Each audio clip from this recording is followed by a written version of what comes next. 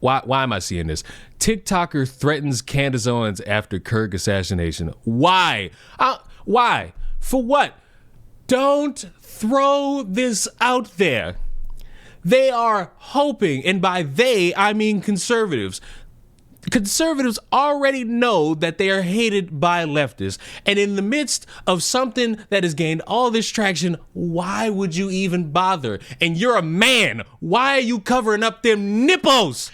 Well, now that Charlie Kirk's gone, Miss Candace Owens, I suggest you stay home with your white baby and your white husband and shut the fuck up and stay out of the limelight. Okay?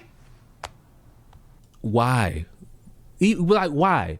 The ammunition that has already been loaded, ironic is what I'm saying is, the ammunition that is already being loaded is that it's leftists. The leftists are evil. The leftists are the ones that are causing all the division. The leftists are the ones that are always angry. The leftists are the ones that are always violent. They are ready to use this as a means to speak about leftists and liberals, blue head, nose rings, all that.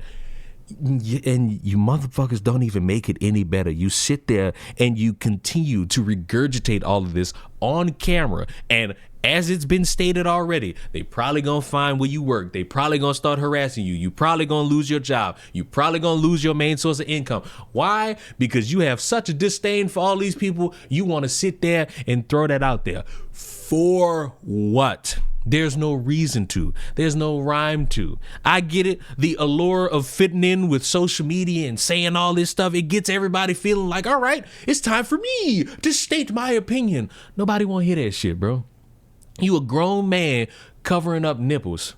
Like, we know they odd looking. We know they misshapen. We know them areolas probably don't even match the skin color. Like, there's no reason for y'all to be doing this. You're wanting to chase clout is getting y'all into like disastrous predicaments, and it backfires hilariously. There are people who are looking at this moment in time and they're saying, well, because of these reactions from these leftists, there's the strong chance that they'll never be in positions of power ever again. And you know what? As the days continue, I'm starting to understand it and agree with it just a little bit more. Because one would think after this, after seeing that dude get shot, you could possibly, for the moment, just sit there and take the air out of the ball. You can honestly take air out of this ball. But because we're all based around division, divisiveness, and just being angry at each other for this opinion, that opinion, this opinion, over there, that opinion, up there, that opinion. Fuck, let's just keep it on going. This wheel will keep on spinning and spinning and spinning until we all dead. I do not think it is the smartest idea for any of you to willingly get on camera and word your sentiments like open threats. You should not be doing it if you care about your job, if you care about your own safety. Because who's to say somebody's stupid enough to be psychopathic enough to look at you and be like, you know what? You, because you said this, I'm going to give you a taste of your own medicine. It leads to nothing productive. It leads to nobody actually sitting around and understanding, you know what? This is actually a pretty good thing. It's just stupid. It's stupid to do. It's stupid to engage in. It's stupid to consider. But because the allure of social media means so much to a lot of people, you got people who are desperate to just be the one who is the funniest in the room. You even, shockingly enough, and I've seen people like hate him for it on both sides of it, Dean Withers, the dude who I think 2 months ago was trying to get CPS called on a father over takes that they didn't align with on, crying, showing respect to Charlie Kirk, and people are giving him shit for it. Charlie Kirk is dead. He got shot at an event that he was hosting in Utah. And I am sad, distraught. In fact, I just cried on my live stream in front of 250,000 people. My goal in this video is to tell you why I feel this way. If you want to end gun violence, it is something that you can never celebrate. It is always disgusting, always vile, and always abhorrent. It should come as no shock to yourself when I tell you that I think Charlie Kirk was a bad person. I've made that very clear over the last year, but does that mean I think he deserves to lose his life? No. Does that mean I think his 2 young children, who were in attendance at the event where he was shot, deserve to watch their father die? No. Does that mean I think they deserve to grow up without him? No. Does that mean I think that his wife, who was also there, deserved to lose her husband? No. And honestly, if you answered yes to any of those questions, there's a very clear line drawn between me and you. I don't want your support, and I don't support you either. We as a collective need to end gun violence, and if that phrase is negotiable for you, I believe that you're in the wrong. My thoughts and prayers go out to Charlie Kirk's friends, family, children, loved ones, as well as every single person in attendance at his event today in Utah. In the last 24 hours or so, I've received a lot of public scrutiny and backlash in response to the fact that yesterday, after Charlie Kirk died, I cried, and then the video of me crying was blasted all over the internet. So first and foremost, I am distraught because of what happened to Kirk. I think that gun violence is always wrong, and I also think that violence leads to more violence. In fact, today we've already had 3 HBCUs go into lockdown because of retaliatory threats in response to what happened to Kirk. And that's my position. That's how I feel. But I'm gonna be honest, that on its own isn't what invoked the extreme and raw emotional reaction of tears that you guys saw that I'm now being criticized so heavily for. There's a handful of things that invoke that reaction of mine, and here they are. The first thing that invoked that reaction out of me was watching the up-close video of what had happened to him, and how extremely violent it was, while then also learning that his wife and 3-year-old daughter were watching from the crowd. When this occurred, I momentarily placed myself in the shoes of his wife or 3-year-old daughter, and how they had to watch that, and yes, that made me extremely emotional. The second reason why I cried is because my best friend Parker was standing less than 30 feet away from him when it happened in person. In fact, he was next in line to debate Charlie Kirk. And not only the fact that he had to witness this, but then also then turned around and FaceTime me while he was running away and screaming, not knowing if this might be a mass casualty event where he or anybody else there would be next, was very traumatic for me and on set a lot of emotions.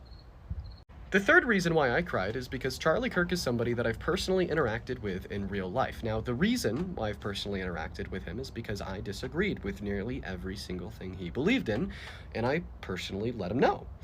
But I'm not good with gore, and seeing those things happen to somebody that I've personally interacted with in real life was really hard on me psychologically. It's also worth adding on that my tears weren't me telling you how you should feel, but rather you happening to see me and how I felt, because of everything I've just described in this video, all going through my head at the exact same time in the moment of. In the last 24 hours or so, I've received a lot of public scrutiny and backlash in response to the fact that yesterday, after Charlie Kirk died, I cried, and then the video of me crying was blasted all over the internet. So first and foremost, I am distraught because of what happened to Kirk. I think that gun violence is always wrong, and I also think that violence leads to more violence. In fact, today we've already had 3 HBCUs go into lockdown because of retaliatory threats in response to what happened to Kirk. Dean made that video trying to justify why he was crying over Charlie Kirk, saying that, he was receiving scrutiny for crying over Charlie Kirk. You weren't receiving scrutiny for crying over Charlie Kirk. You were receiving scrutiny for trying to make other people feel bad for not crying over Charlie Kirk. Then you tried to sneak black people in there saying that HBCUs receive retaliatory threats. Let me show you what the definition of retaliatory means. The word retaliatory is an adjective that describes something done as retaliation, that is, as revenge or punishment in response to someone's action. Retaliatory means acting in a way that is intended to get back at or punish someone for something they did.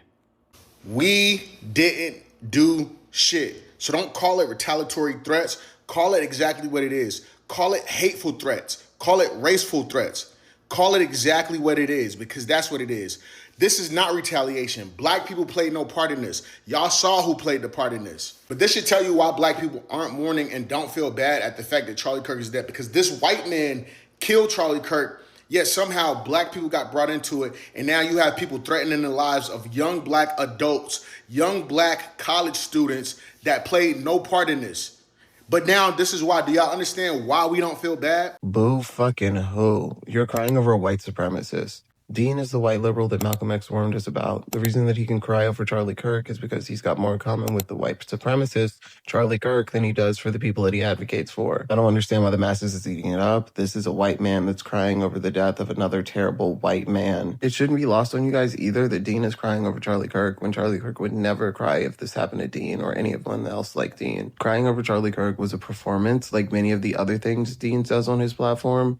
He's one of our biggest performative activists, and yet people are still guzzling that content down. And honestly, let's recontextualize this conversation a little bit. What does a peasant look like crying during the French Revolution when the ruling class is getting executed? Like a complete fucking idiot. That's what they look like. And that's exactly how I feel about anyone on the left that's crying over the death of Charlie Kirk. Charlie Kirk advocated for a society with zero empathy, and this is what it looks like. And honestly, this is exactly why men like Dean should not be leaders here on the left, because they have way more compassion for the people like Charlie Kirk and not nearly enough compassion for the people that Charlie Kirk was hurting.